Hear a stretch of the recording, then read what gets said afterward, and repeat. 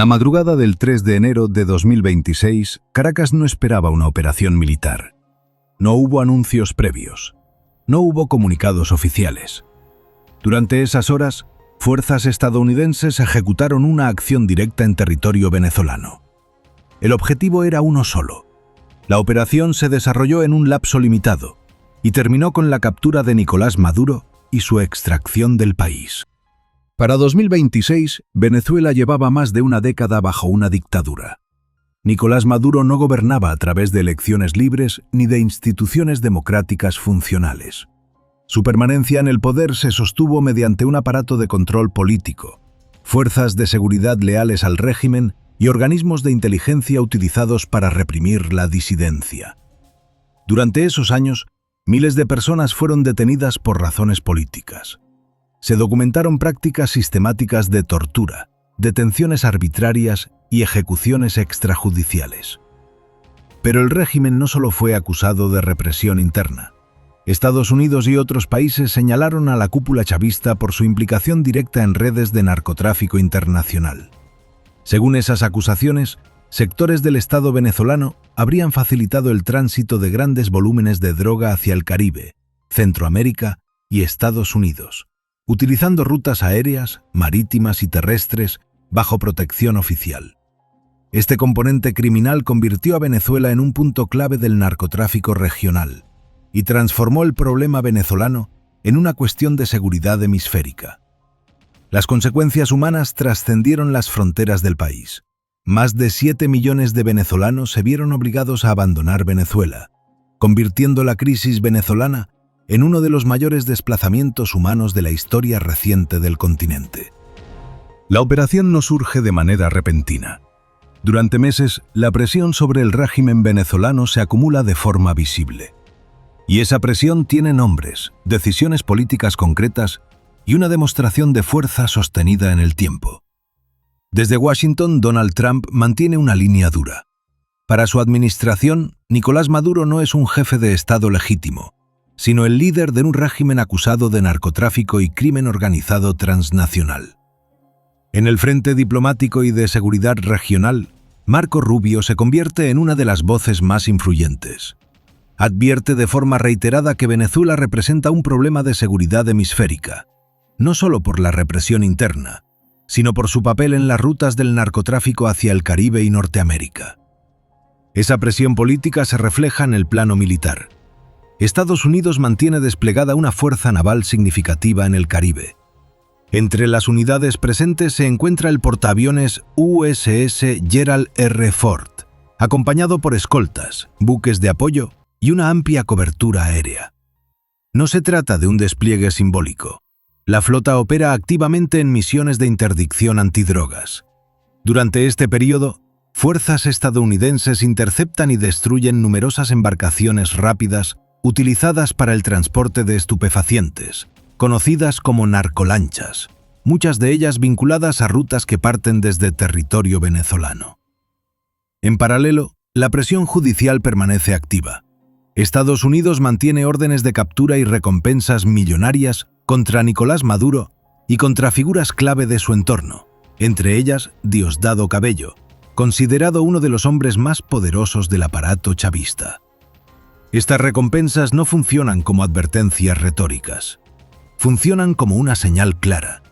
La cúpula del régimen es tratada como un objetivo judicial legítimo. Al mismo tiempo, se exploran salidas alternativas. Existen contactos y mensajes destinados a ofrecer a Maduro una salida negociada del poder. Esas propuestas no prosperan.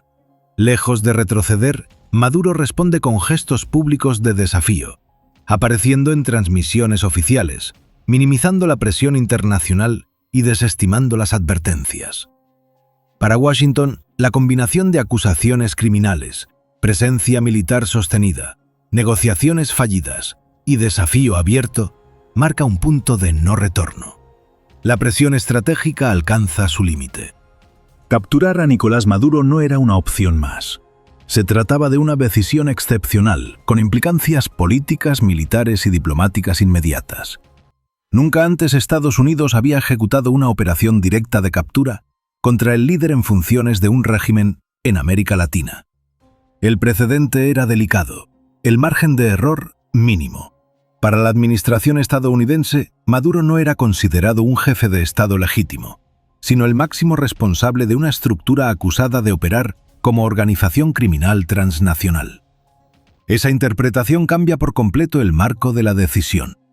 No se trataba de intervenir en un país soberano, sino de ejecutar una acción contra un objetivo considerado judicial y estratégicamente prioritario.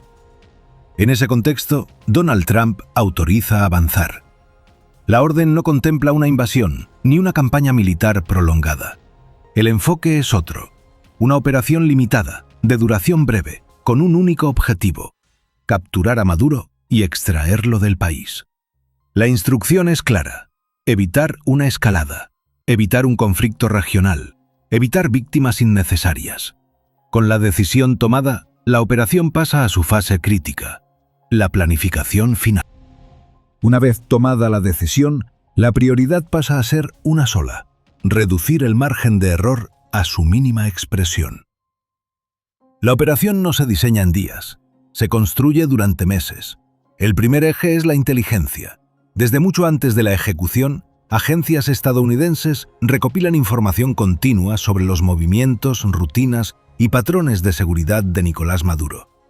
La vigilancia no se limita a una sola fuente. Se integran capacidades técnicas, análisis de señales, observación aérea y activos humanos en el terreno. El objetivo es conocer el entorno con precisión y anticipar cualquier variable que pueda comprometer la misión. En ese proceso, la CIA cumple un rol central, coordinando la recolección y validación de información crítica. El segundo eje es el ensayo. La operación se practica repetidamente en instalaciones controladas, incluyendo la recreación física del lugar donde se prevé encontrar al objetivo. Cada movimiento es probado, medido y ajustado. No se improvisan rutas, no se improvisan tiempos, no se improvisan decisiones.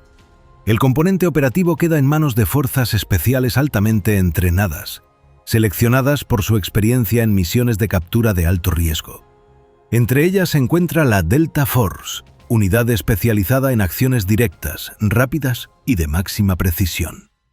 La planificación contempla múltiples escenarios.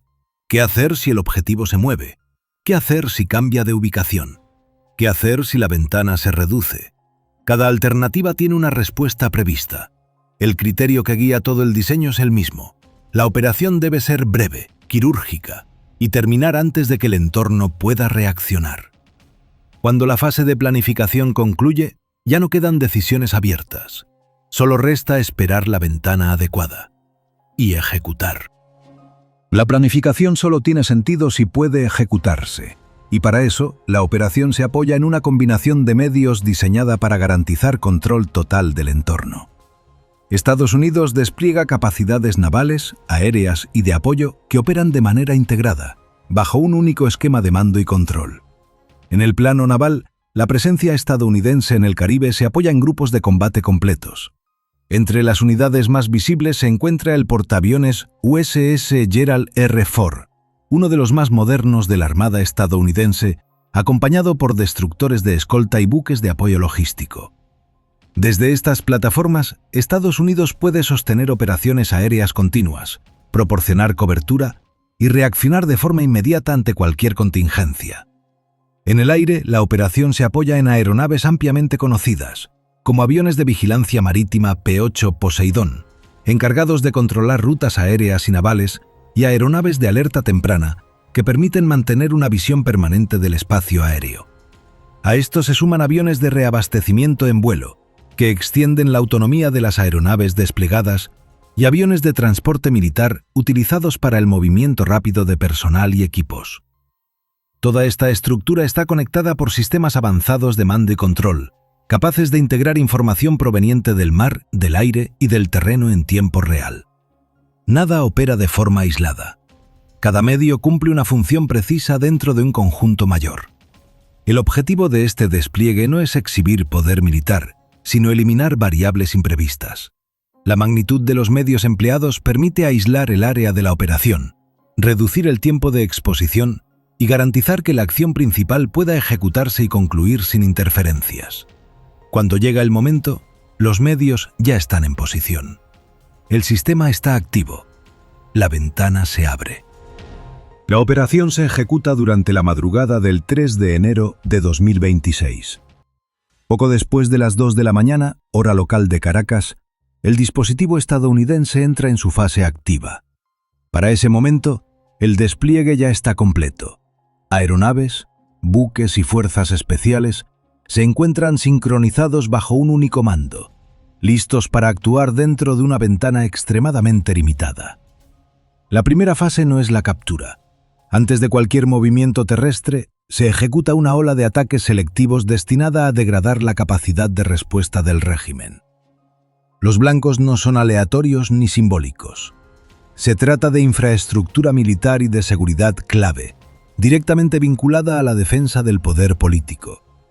Entre las instalaciones atacadas se encuentran la base aérea Generalísimo Francisco de Miranda, conocida como La Carlota, el complejo militar de Fuerte Tiuna, principal núcleo del aparato de defensa en Caracas, instalaciones de mando y control en el área metropolitana, el aeropuerto de Higuerote, utilizado para operaciones aéreas y logísticas, posiciones asociadas a la defensa aérea y a la milicia bolivariana. El objetivo de estos ataques es preciso: cegar sensores, desorganizar el mando y neutralizar la capacidad de reacción inmediata antes de que pueda coordinarse una respuesta efectiva. En esta fase participan aeronaves de combate y apoyo ampliamente reconocidas: F-22, F-35 y F-A-18, acompañadas por bombarderos estratégicos B-2 y B-1, además de drones y plataformas de vigilancia. La operación combina fuego directo con efectos no cinéticos, incluyendo acciones sobre sistemas de comunicación y control. Las explosiones se sienten en distintos puntos de Caracas y en zonas costeras del norte del país. Se producen cortes de energía y fallas de comunicación en sectores estratégicos. Todo ocurre en cuestión de minutos.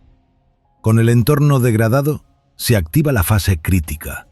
Aproximadamente a las 2:01, helicópteros estadounidenses ingresan al área objetivo dentro de Fuerte Tiuna, donde se encuentra el núcleo de seguridad del régimen. La acción terrestre está diseñada para ser rápida, violenta y decisiva. No hay margen para prolongaciones.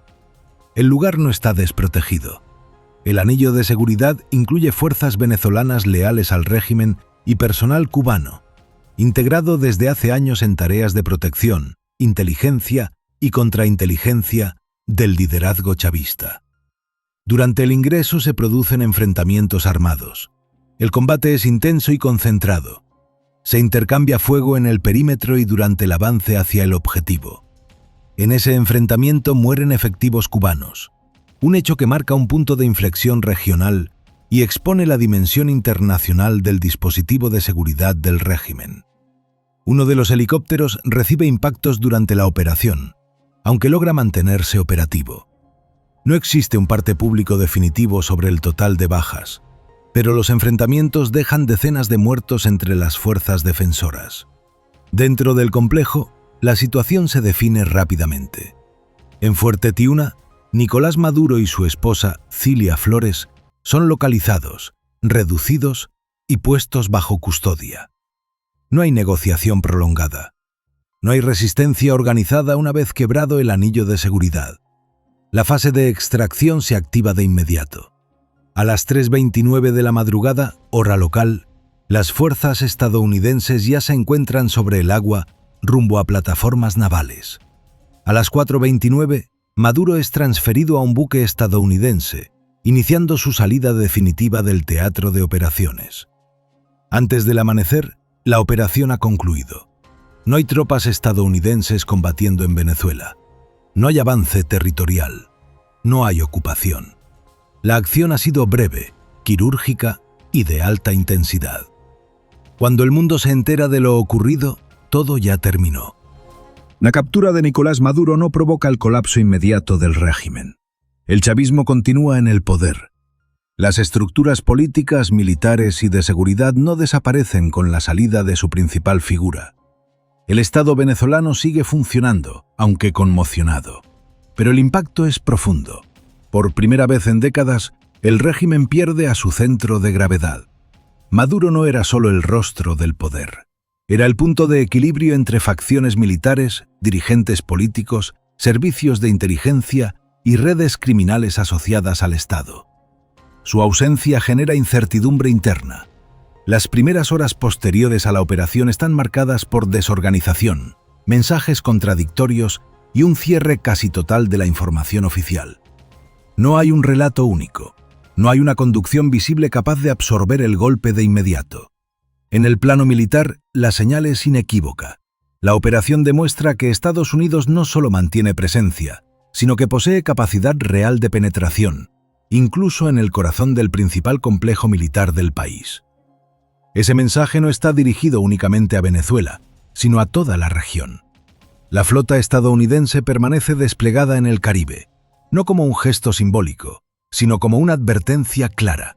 La operación terminó, pero la presión estratégica continúa. En el plano internacional, las reacciones son inmediatas y contrastantes.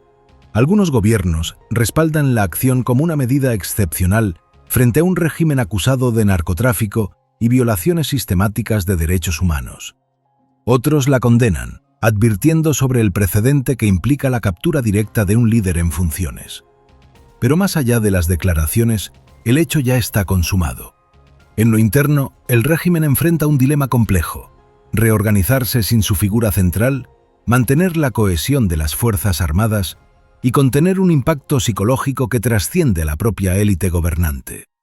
La captura de Maduro no resuelve la crisis venezolana, no implica una transición automática, no garantiza estabilidad, pero altera el tablero. Por primera vez en años, el chavismo queda sin su conductor, obligado a sostenerse únicamente sobre estructuras que ahora muestran fisuras visibles. La operación terminó en pocas horas. Sus consecuencias, en cambio, recién comienzan.